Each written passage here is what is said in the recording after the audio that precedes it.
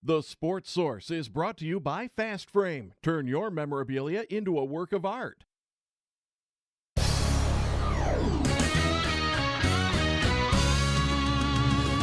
You are watching East Tennessee's first and only year-round sports talk show on television. This is The Sports Source with your host, John Pennington. Good Sunday morning. Happy Mother's Day. We appreciate you joining us on the Sports Source presented by Bill Hotz and Associates. We have a big show today. As you've seen by now, Butch Jones was ranked number 52 out of 65 Power 5 conference coaches by CBS. Is that number right, wrong? Rather than just spitballing it, we went and did the research on all 65 Power 5 coaches. So we want to compare Butch Jones' resume to all these other resumes, and we wanted to see how it stacked up. In some ways, very surprising. Other ways, might not look too good. We'll let you decide. Let's dive right in. First segment of our program brought to you by, of course, Bill Hotz and Associates. If you've been hurt in a car accident, medical bills piling up, and need to take time off from work, call the guys who have collected, get this, tens of millions of dollars. That's right, tens of millions of dollars for folks whose lives have been disrupted by car accident. Bill Hotz and Associates specialize in that. Tens of millions. Tells you they get pretty good response. They do pretty good return on investment there. Bill Hotz and Associates. All right. I want to welcome in the round of panelists for the day. We have Bob Hodge, Mike Griffith, Josh Ward, Chuck Cavaleris. I'm just going to continue to do that throughout the show. Like I said, we got a ton of facts. Some of this stuff will surprise you. We want to stick through this show. Trust me, this is one of those where you'll leave with a lot of information, probably information overload, but that will give you weaponry to use in your arguments with friends on Twitter. At any rate, CBS this week, let me go ahead and put this. They took a shot at the champ for life. They ranked Butch Jones number 52 out of 65 Power 5 conference coaches. He was ranked number 10 out of 14 SEC coaches. He was ranked behind the 3 bowl coaches he's beaten while at Tennessee. Now, look, head-to-head win doesn't always count, but I thought it was interesting, all 3 bowl coaches you beat. You can't always go by that because whoever was coaching Louisiana Monroe in 2007, that would make them a better coach than Nick Saban. But anyway, he was 33 last year after a 9-4 season. He goes 9-4 again, and he's number 52. Okay. And just for the record, David Cutcliffe was listed at number 17. Good coach. He went 4-8 last year.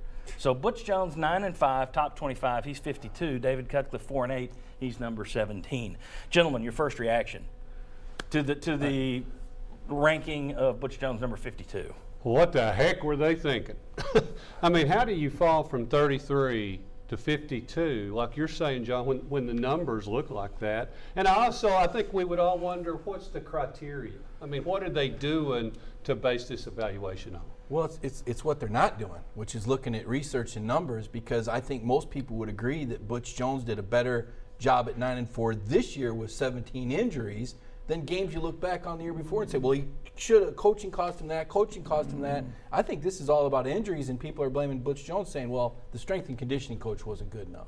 Well, he's the one that the strength and conditioning issues trace back to Butch Jones. I agree, but it's not the coaching decisions that people were second guessing before. I don't think that he made bad coaching moves last year. I'm a little bit there with Mike, not the full way, because I think this 9-4 was a disappointment. It's a disappointment no matter what the reason. I mean, that's all you can say. He was expected to be better than 9-4. He was expected to win the East. If he had gone 9-4 and won the East, I think it would have mitigated the 9-4 just a little bit. I think if he could have hung on beating Vanderbilt, if he beats Vanderbilt and ends up going 10-4 and goes to a better bowl game, et cetera, et cetera. But I read it, and my first reaction was Chuck's. What the heck? I mean, and you look and at I appreciate you guys. Well, thank you. But that was my first reaction too. Is I just thought it was sort of ridiculous. I'm sure you talked about it on radio this week, Josh. Sure. Your response, and what was the response of others you dealt with? Yeah, my reaction was the number was too low, and then my thought was when I looked at it and read what was written. It's a vote of 5 CBS writers, but Tom Fornelli writes it up, and the very first line that he writes is a shot at the champion of life comment. So that to me says it's a lot about perception of personality and press conferences, 5-star hearts, all of that, which then factors into his ranking as a coach, which I don't think is fair. John Adams wrote this week, and he wrote about this, and he put it in there that part of this was just Butch has become a punchline for that champions of life comment, and I think that's true. We'll talk about the bowl rings later today, but collegefootball.com collegefootballtalk.com wrote about it yesterday. Tennessee giving out bowl, right there, first paragraph, champions of life. That is going to hang around him. We were saying before the show, it's going to be on his tombstone. Although then it may be champion of death too, life and death, champion of the afterlife. John, wasn't Philip Fulmer sticks a out bit there. of a punchline even throughout his success? Didn't the Florida fans with Steve Spurrier? But he won a national championship. But we're two still, SECs and one We're national. still seeing Tennessee Yeah. getting kicked around. Like, Hugh Freeze is 5-7 and number 33. Talk about. And to me, I don't think that these riders are beating it up just because of Tennessee. I think they're and beating here's- it. They weren't picking on Tennessee when Butch Jones was number 33 last year. It's not Tennessee. I know everybody around here wants to feel like they're always aggrieved. But I think it's more about Butch Jones getting mocked than Tennessee getting jabbed. And if Butch Jones is 10th in the SEC out of 14, I also wondered, look at some of the coaches that are not in the SEC that rank ahead of them. How would they fare if they were in the SEC? All right, well, let's take You a know? look at something here. Let's look at what they wrote. First up, Butch Jones. There's what they wrote about him from number 52 to he was from 33 last year to 52 this year. A champion of life, but not a champion of our rankings. Still, in my opinion, this is a pretty steep drop considering all the injuries Tennessee dealt with last year. Raised expectations will do that, though. Okay. Let's see what they said. Here's another one. Brett Bielema. Now, Bielema, you can make a case because of what he did at Wisconsin. Better coach than Butch Jones. At the same time, Butch Jones had a lot more success in the SEC than Brett Bielema so far. And they arrived at the same time. And they arrived at the same time. Who I had a think better situation? he did inherit a better situation than what Butch Jones did. Yeah, well, they say about him, one of 3 coaches that fell out of last year's top 25. He dropped 2 slots. I believe it's because he just can't get over the hump in the SEC. Yeah, just can't get over the hump, so we'll drop him 2. His teams have been competitive. But even if you take out that 0-8 SEC record that he had in his first season, he's still only 10-14 in conference play. But he's number 27. Okay, here's one that isn't in the SEC. Brian Kelly.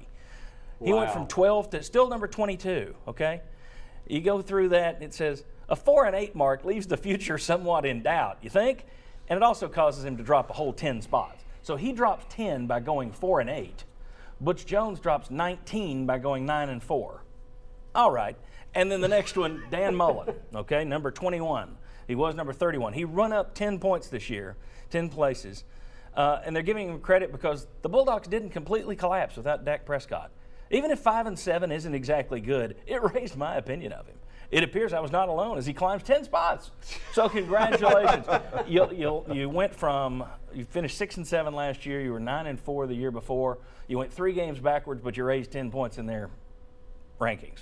Oh Goofball. my gosh, that makes my head hurt. And it's just kind of a goofy list, I thought. But what's interesting, they had 5 ballots, and all of the Butch Jones ballots were between 45 and 53 or 55, I think. So they all view Butch Jones, I think, as John Adams said, as a punchline. And it traces back to champions of life and the fact that Tennessee fans are the ones who made that a big issue. I mean, that Tennessee fans that don't like Butch Jones beat the hell out of that on Twitter. I didn't say heck.